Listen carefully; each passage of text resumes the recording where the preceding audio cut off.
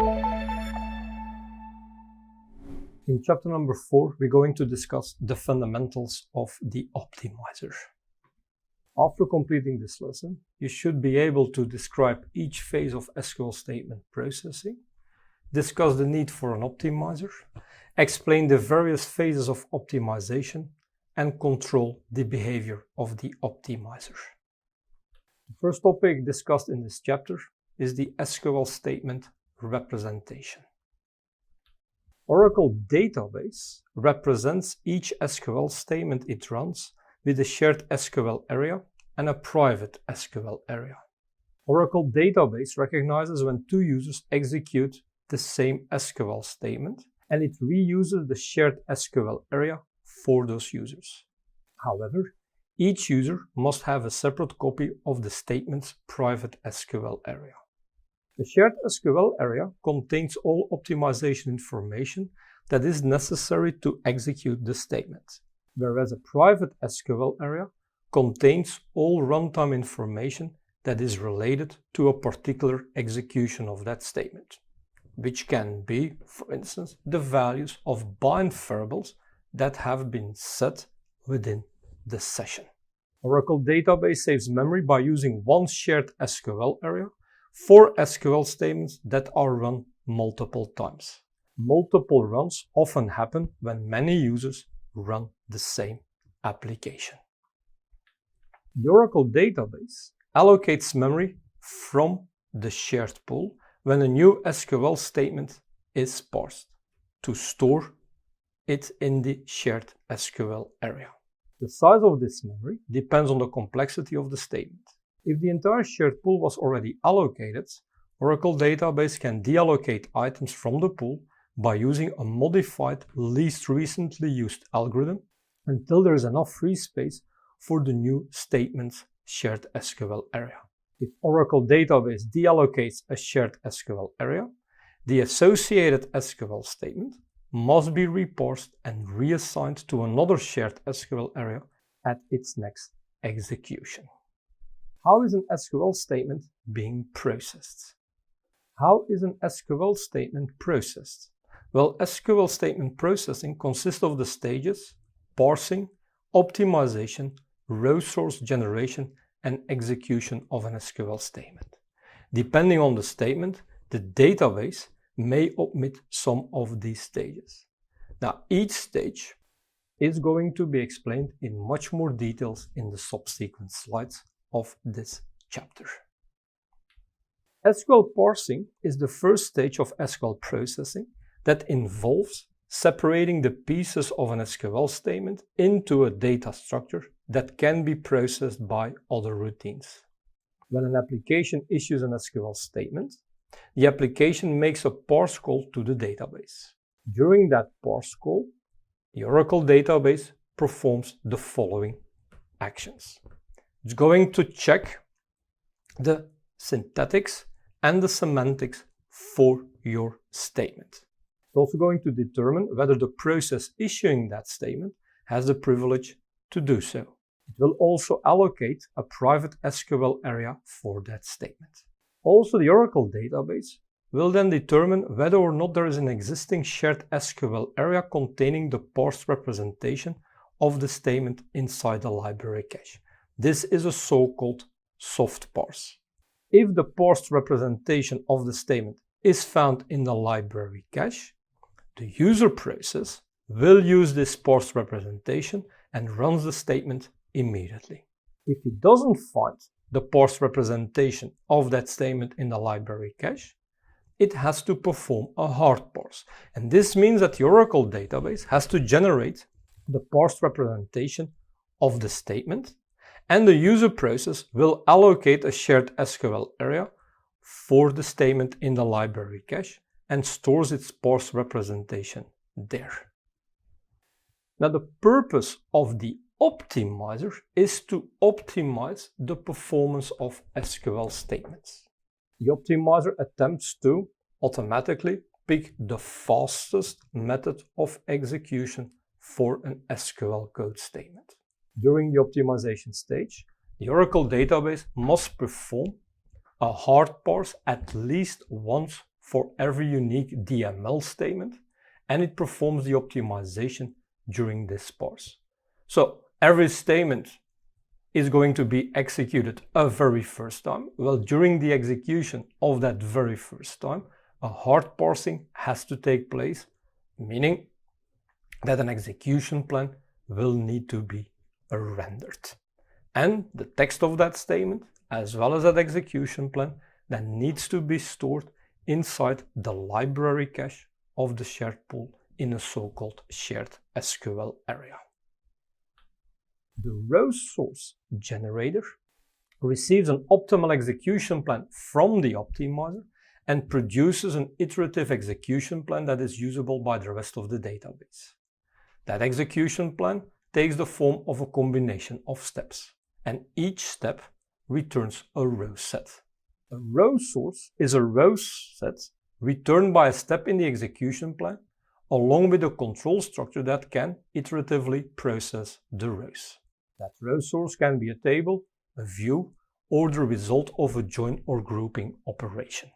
The row source generator produces a row source tree, which is a collection of row sources.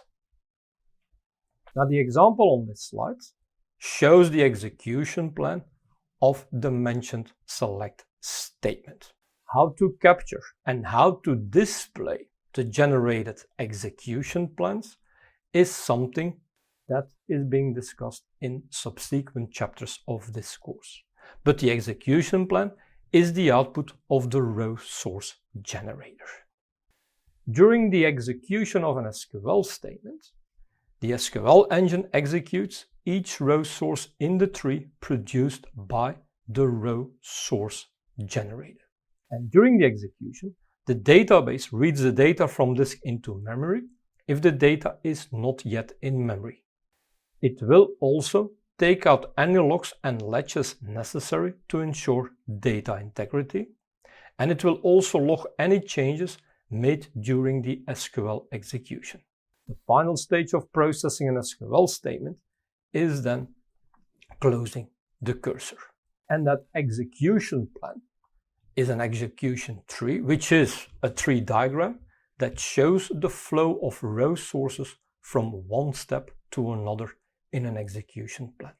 How to interpret such an execution plan with its different steps, that's also something explained in the subsequent chapters of this course. Now, there is a small quiz asking you which step involves separating the pieces of an SQL statement into a data structure that can be processed by other routines. Is that the parsing step, the optimization step, the row source generation step, or the execution step? The right answer is A, the parsing step. The next topic of this chapter is why we need an optimizer when rendering the execution plan for an SQL statement.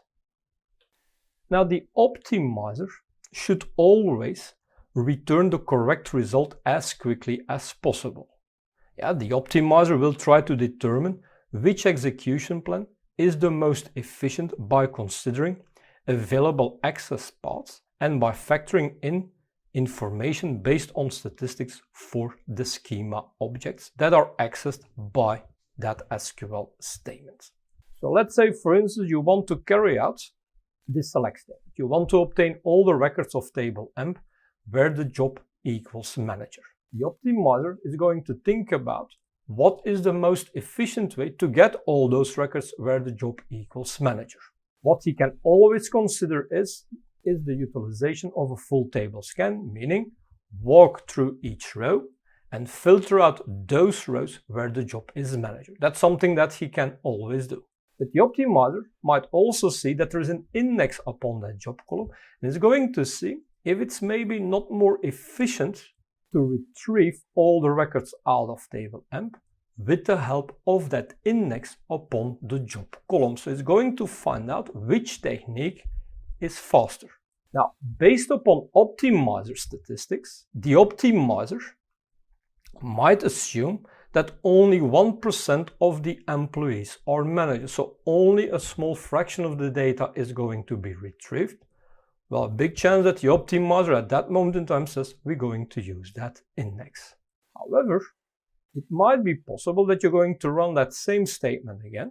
There is an index upon job, and the optimizer says, look, I can do a full table scan, walk through each row and find out which rows have as job description manager.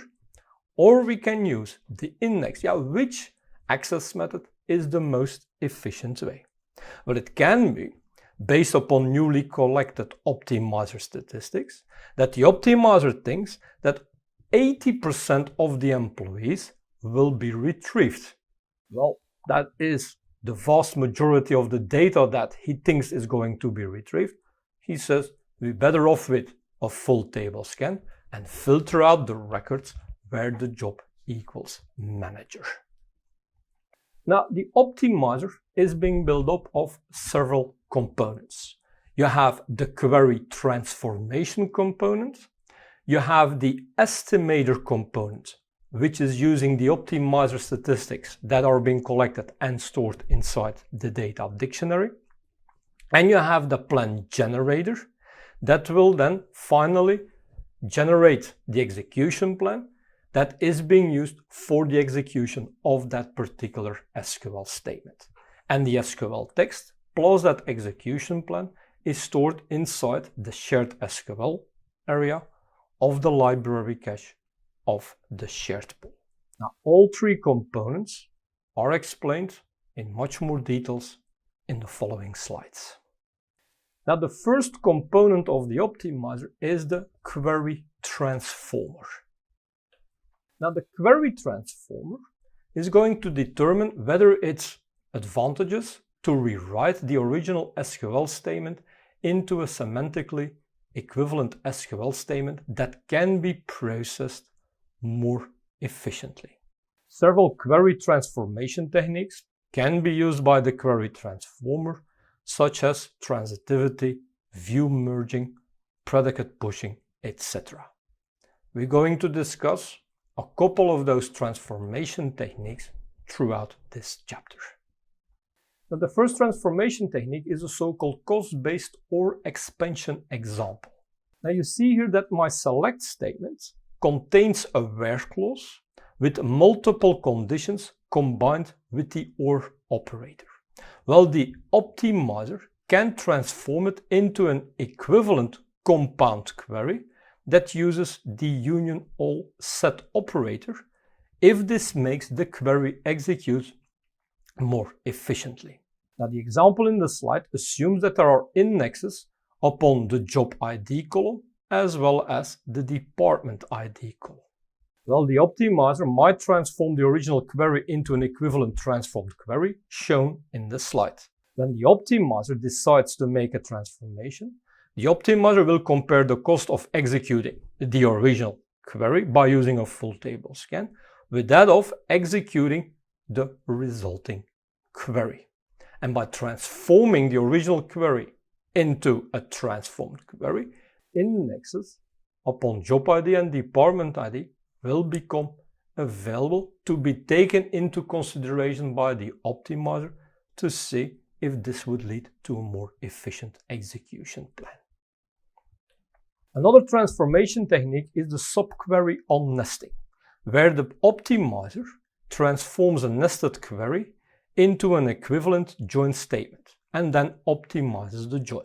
This transformation enables the optimizer to consider the subquery tables during access path, join method, and join order selection. If the optimizer cannot transform that complex statement into a join statement, it selects execution plans for the parent statement and the subquery as though they were separate statements.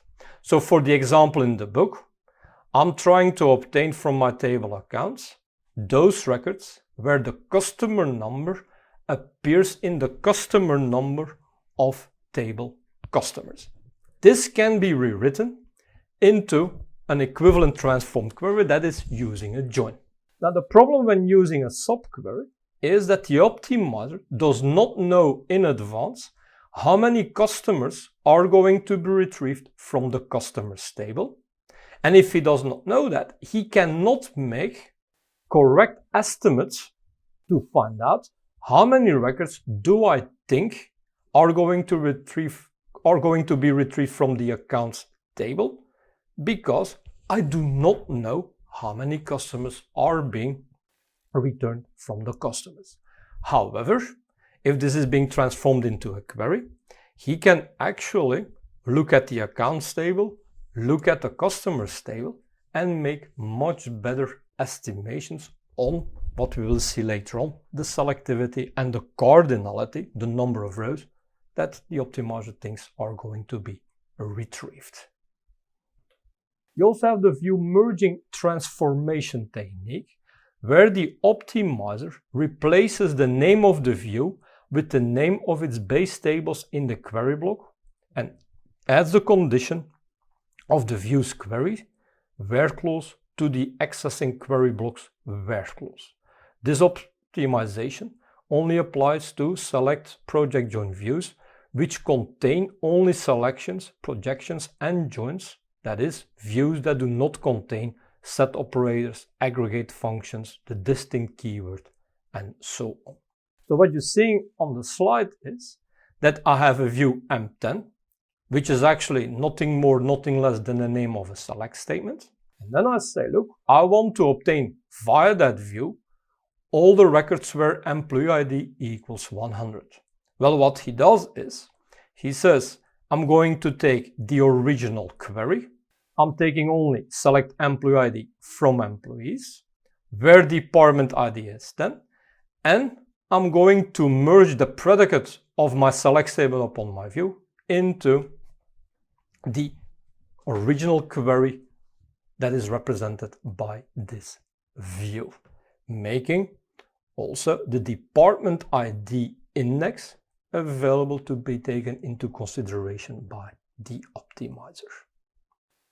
You also have the predicate pushing example, and that is a technique where the optimizer transforms a query block that acts as a non-mergeable view by pushing the query block's predicates inside the view's query. So you see that I have a view that represents a compound query. And then I say, look, via that view, I would like to obtain the name of those people that work for department 20. Now we cannot use the view merging because of the union operator, but what he can do is he can still take the original query represented by that view and then push this predicate of my original query into the definition of that view and access directly M1 and M2 table, making the department number column index also available to be taken into consideration by the optimizer. You also have the transitivity transformation technique. Transitivity is simply based upon the rule that if A equals B and B equals C, that A must be equal to C. So in my original query, I'm joining employees with departments, and I'm stating that E department ID must be 20, and that E department ID must be equal to D department ID. Yeah, this means that D department ID must also be equal to 20. And we can safely add this extra condition to our original query, which then also makes the index upon the department ID column of my departments table available to be taken into consideration by the optimizer. Another transformation technique is the cursor duration temporary tables. Now, a query sometimes processes the same query block multiple times, which results in performance overhead.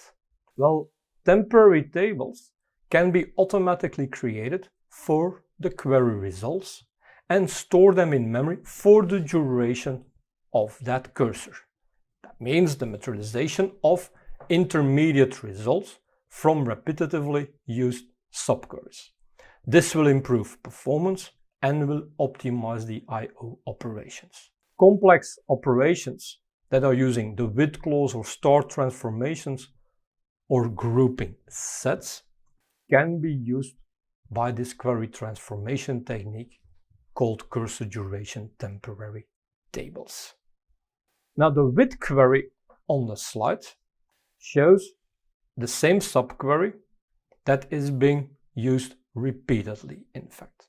And as you can see in the generated execution plan, that temp table transformation that you see in step 1, well, that indicates that the database used cursor duration temporary tables to execute the query, and the cursor duration memory keyword in step 2 indicates that the database used memory.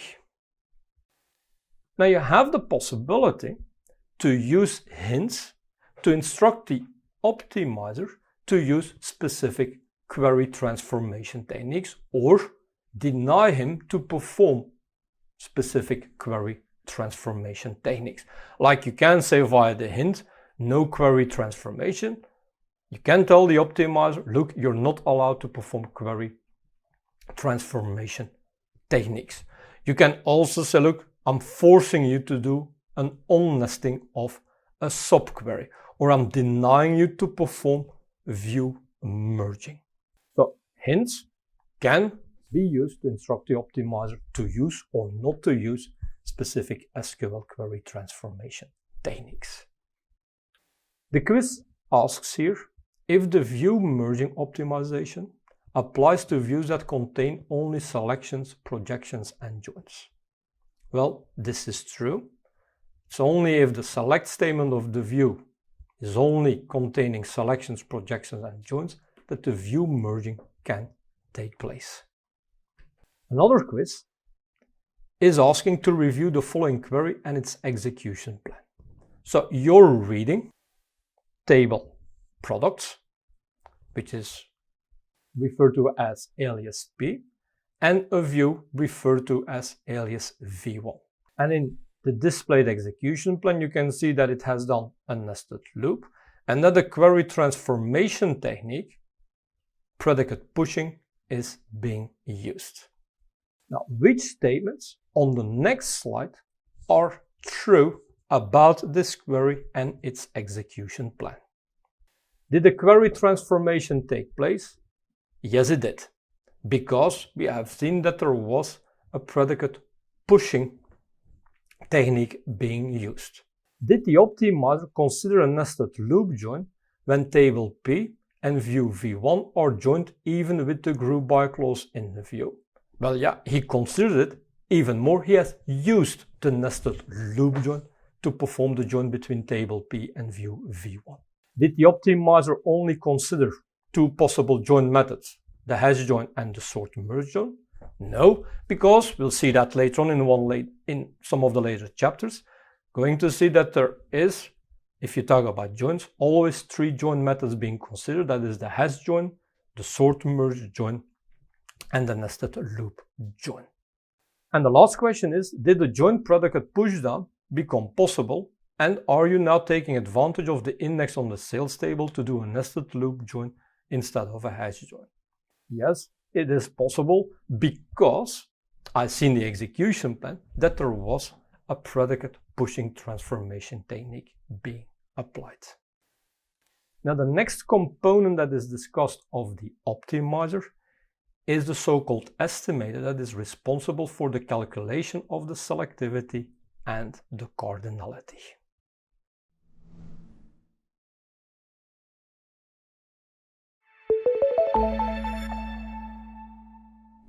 The second component of the optimizer is the query estimator. The query estimator determines the overall cost of a given execution plan. Now, the query estimator will calculate first the selectivity. And the selectivity represents the estimated proportion of a row set retrieved by a particular predicate or combination of predicates. The selectivity lies in a value range from 0 to 1. Now, whenever a selectivity of 0 pops up, it means that no rows are selected from your table or from your view or from your result of a join. This means that we will have a high selectivity. If the selectivity goes towards 1, it means that all rows are going to be selected, which is then called a low selectivity. Now, in order to calculate the selectivity, the query estimator is going to use optimizer statistics. Now, if there are no optimizer statistics available, the query estimator will use either dynamic statistics or an internal default value. But when they are available, the estimator will use them to calculate the selectivity. Also, you have to keep in mind that the optimizer always thinks that all data in a column is evenly distributed. Now, you should consider the creation of histograms for columns that contain values with large variations in the number of duplicates. So for columns that show skewness in their data distribution.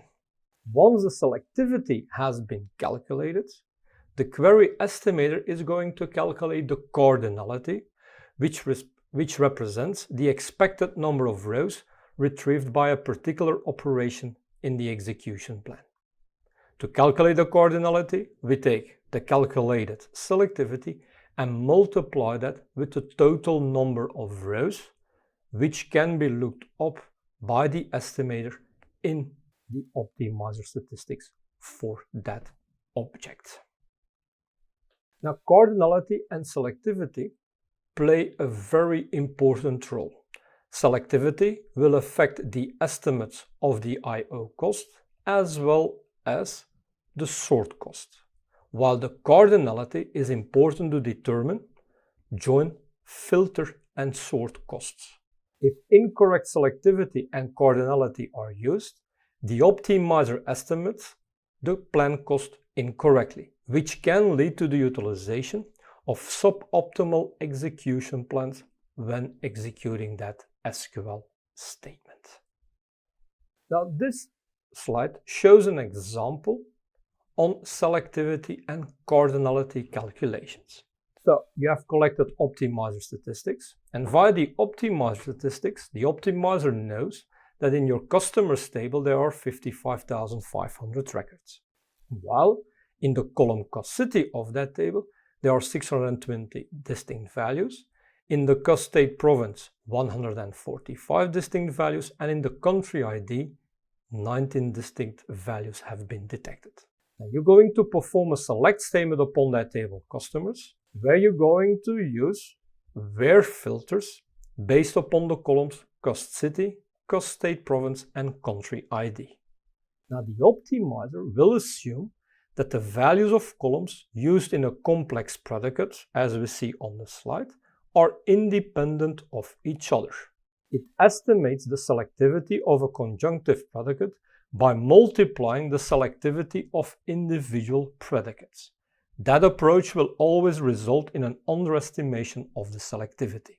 The calculated selectivity in this example is the multiplication of the selectivity of customer city, which is 1/620, multiplied by the selectivity of cost state province, which is 1/45, multiplied with the selectivity of the country ID, which is 1/19, assuming that there are no histograms and uniform distribution is by default assumed. The cardinality of that query, which represents the expected number of rows to be retrieved, is being calculated by taking the previously calculated selectivity and multiply that with the number of rows, which is 55,500.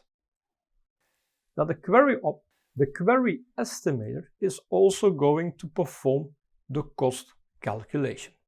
Now the cost is the optimizer's best estimate on the number of standardized I/Os it takes to execute a particular statement.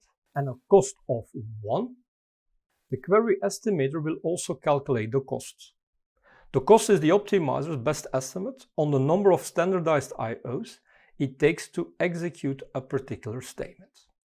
A cost of 1 corresponds with 1 standardized single block random reads. So if a plan costs 1000, the optimizer has computed that it should take as long as 1000 single block reads, always keeping in mind that this is an estimation. In order to calculate that cost, The query optimizer is going to use a formula that combines 3 different cost units into standard cost units. The 3 different cost units are the estimated time to do all the single block random reads, plus the estimated time to do all the multiple block reads, and the last cost unit is the estimated time for the CPU to process the statement into one standard cost unit. This model is straightforward for serial execution of the statement. For parallel execution, necessary adjustments are made while computing estimates for single block reads, multiple block reads, and CPU cycles.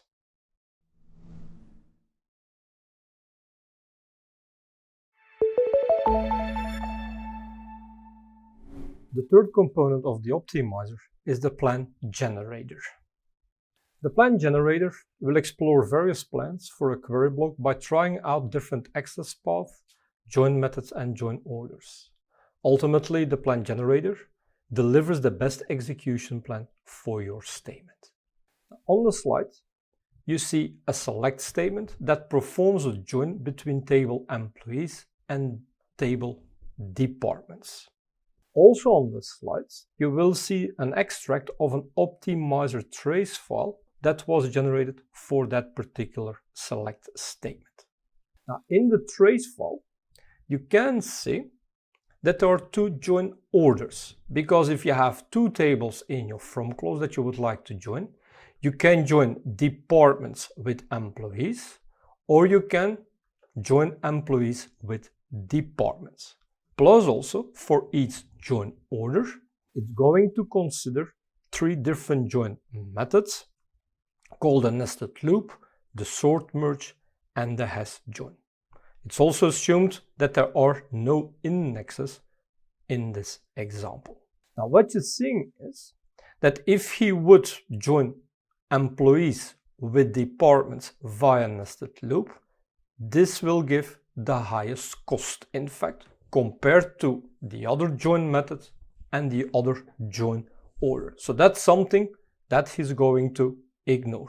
He also says that joining departments and employees via nested loop still has a higher cost than the sort merge and the hash join cost that I'm seeing for both join orders, in fact. So it's not going to do the nested loop between departments and employees to perform the join.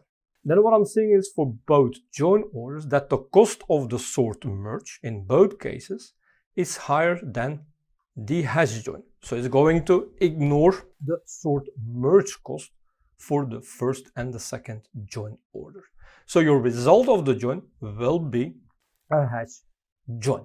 Yeah, but is he going to take the departments and hash join it with employees, or is he going to take employees and hash join it with departments? Well, what he will do is he will always start with that table that is the most restrictive to reduce the amount of records that are going to be returned to the next step in the execution plan. And that's why he will use the first join order, because departments is a primary key table that is referenced by means of a foreign key constraint created in table employees. So your departments table is the most restrictive, and that's why also it starts with a full table scan of departments, and with that result, an hash join is going to be done upon the full table scan result of table employees. How to read and review in correct order the steps of an execution plan is seen in later chapters. Another topic being discussed in this chapter is the adaptive query optimization. In an Oracle database, adaptive query optimization is a set of capabilities that enable the optimizer to make runtime adjustments to execution plans and discover additional information that can lead to better statistics. Adaptive optimization is very helpful when existing optimizer statistics are not sufficient to generate an optimal plan. Now, adaptive plans are discussed in more detail in the lessons titled interpreting execution plans and enhancements, and the adaptive statistics are discussed in Appendix F, titled Gathering and Managing Optimizer Statistics. Then you have the topic about the quarantined SQL plans. Now, Oracle can automatically quarantine the plans for SQLs terminated by the resource manager.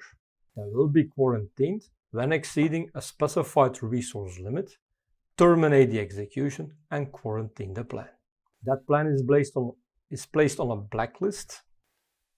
An Oracle database can automatically quarantine the plans for SQLs terminated by resource manager. It can quarantine the plans when those SQLs exceed the specified resource limit. They will terminate the execution and quarantine the plan. The plan is placed on a blacklist of plans that the database will not execute. It is the execution plan that is quarantined, not the statement itself. The statement can run with a quarantined plan if the resource limit increases or the plan changes. To obtain information about quarantined SQL plans, you can review VDOR-SQL and look into the columns SQL quarantine and avoided executions. Via the package dbms SQLQ, you can save quarantine information to disk. You can set and drop configuration options for a quarantine plan, and you can change the configuration thresholds for a quarantined plan. The last topic of this chapter talks about how you can control the behavior of the optimizer. There are several parameters that you can set to control the behavior of the optimizer. The cursor sharing parameter determines what kind of SQL statements can share the same cursors. That parameter can be set to exact or to force, but more details are being provided in chapter number 11 that talks about bind variables and the utilization of this parameter cursor sharing. The parameter db file multi-block read count is a parameter that you can use to minimize I/O during table scans and index fast full scans. It specifies the maximum number of blocks read in one I/O operation during a sequential scan. The PJ aggregate target parameter specifies the target aggregated PJ memory available to all server processes that are attached to the instance. This means that SQL working areas used by memory-intensive SQL operators is automatically sized. With memory-intensive SQL operators, we mean sort operations, group by, hash joins, etc. The query optimizer can manage the result cache mechanism depending on the settings of the result cache parameters. You can use those parameters to determine whether or not the optimizer automatically sends the results of queries to the result cache. The parameter optimizer index caching controls the costing of an index probe in conjunction with nested loops or an iterator. The range of values 0 to 100. The optimizer index caching parameter controls the costing of an index probe in conjunction with nested loops or an iterator. The value ranges from 0 to 100. That value indicates the percentage of index blocks in the buffer cache, which modifies the optimizer assumptions about index caching for nested loop and in-list operators. A value of 100 indicates that 100% of the index blocks are likely to be found in the buffer cache, and the optimizer adjusts the cost of the index probe or nested loops accordingly. The optimizer index cost adjustment parameter lets you tune optimizer behavior for access path selection to be more or less index friendly. That is, to make the optimizer more or less prone to selecting an index access path over a full table scan. By the optimizer mode parameter, you can establish the default behavior for selecting an optimization approach for either the instance or your session. The optimizer dynamic sampling controls the level of dynamic statistics performed by the optimizer. With the parameter optimizer use invisible indexes, you can enable or disable the use of invisible indexes. And with the parameter optimizer use pending statistics, you can specify whether or not the optimizer uses pending statistics when compiling SQL statements.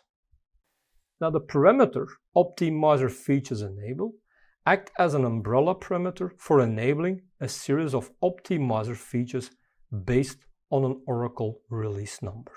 The table on this slide, as well as upon the next slide, will show which features are enabled whenever this parameter has been set to a specific Oracle release number. Now, in this lesson, you should have learned how to describe each phase of SQL statement processing, discuss the need for an optimizer, explain the various phases of an optimization, and control the behavior of the optimizer. Now, the exercises of this chapter cover the exploration of a trace file to understand the optimizer's decisions.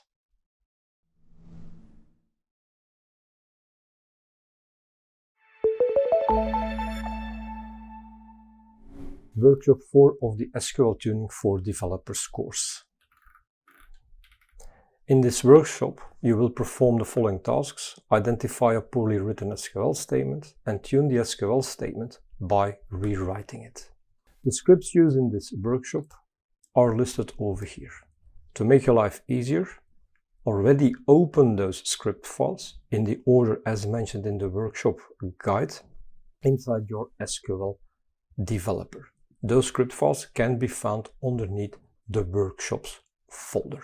So as you can see here in my SQL developer, I've already opened all the script files that are needed within this workshop. Now, in this workshop, you assume that you have identified a poorly running SQL statement. You already noticed that the root cause of the issue is the table design.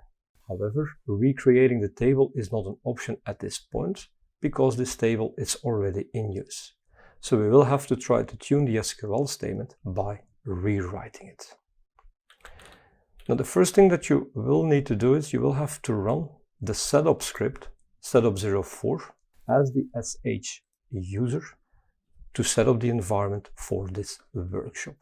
So if I take that setup04.sql, run the script, but make sure that you choose the SH connection. And what is this going to do is it's going to create a table sales1, which has a column year, month, and day. It's going to create a sequence, and then it's going to insert into table sales1 the records of table sales. And out of the time ID column, it's going to extract the year and put that in the year column of my table sales1.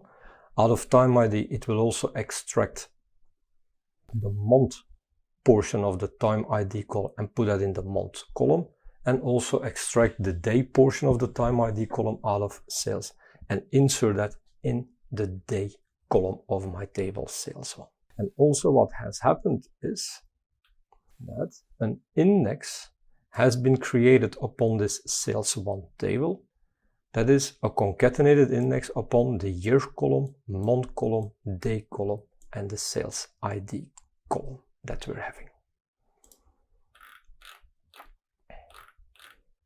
Now they ask you in the script ws04.sql to review this SQL statement. So we're not going to execute anything of it, but they ask you in ws04 script file to look at this select statement. So we're doing a select statement upon table sales1, join it with the prod1 table.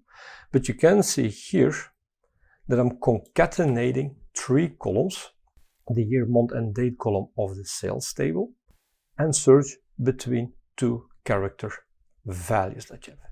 Now, this here is concatenating three columns together. So you're doing a transformation. Well, the index that you have upon year, month, day is a concatenated index upon the column year month, and day, but not upon the concatenated value of year, month, day. So if I'm going to, and I ask you to run this script to see the execution plan, in fact.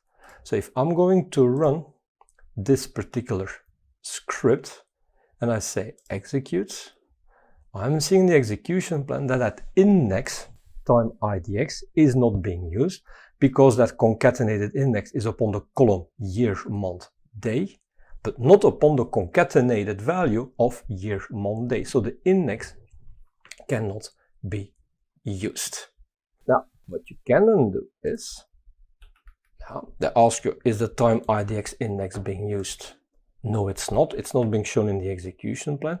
And I also see that the total cost of that select statement is 1000. In the book they state it's 511, but that may differ depending on your practice environment.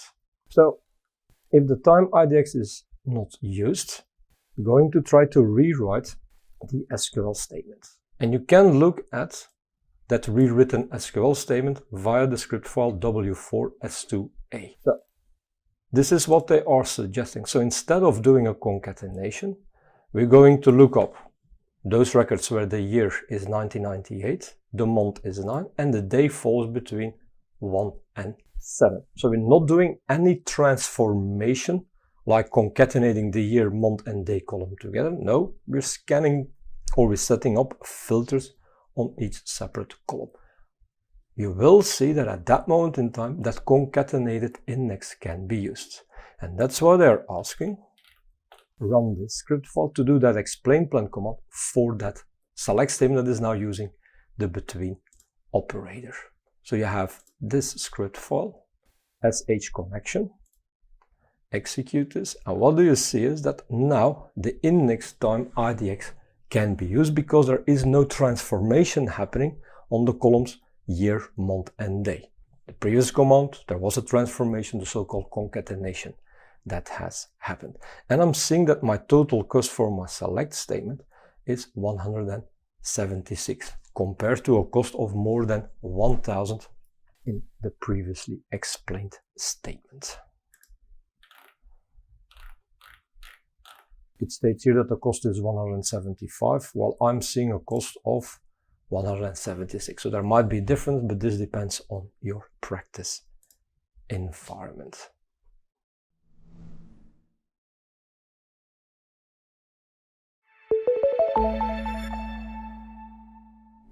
Practices for lesson number 4, the optimizer fundamentals. In the exercise of chapter number 4, you will create an event 10,053 trace file and then review the sections to recognize the contents of this file. You can also open and analyze this SQL trace file by using SQL Developer. Now, an important note is that this practice is only for demonstration purposes. Do not use this on your production system unless explicitly asked to by Oracle Support Services.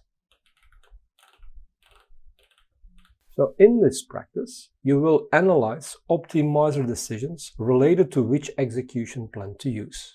All the scripts needed for this practice can be found underneath the trace event directory.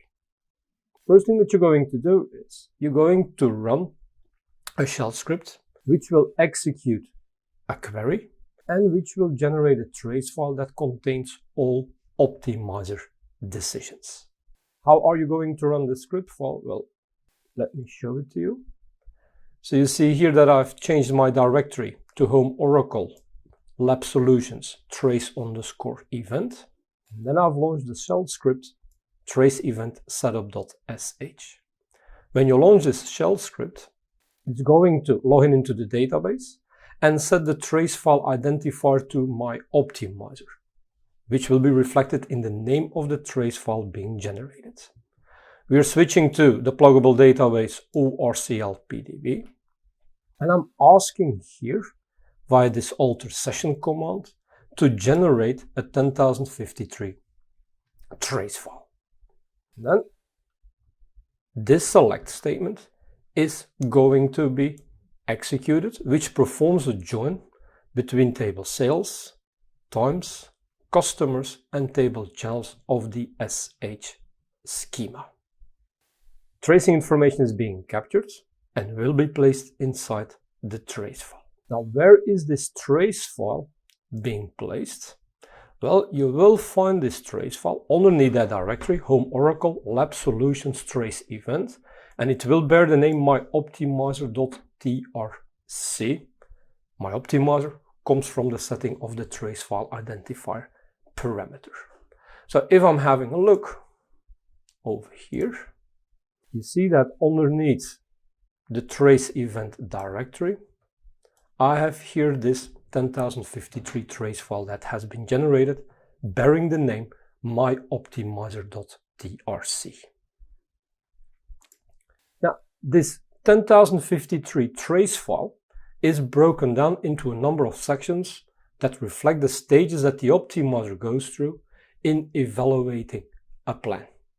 Stages are as follows: information about the query, parameters used by the optimizer, base statistical information, base table access costs, join order, method computations, and recosting for special features such as query transformation.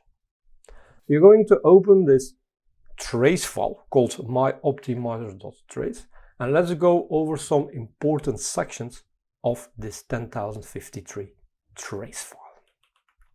Well, first of all, when you open that file, if you scroll in it, first thing that you will see is the SQL statement itself. You see here that select statement that performs a join between table sales, times, customers, and channels. So that's the first important section of this trace file. For which SQL statement are we reviewing the optimizer decisions?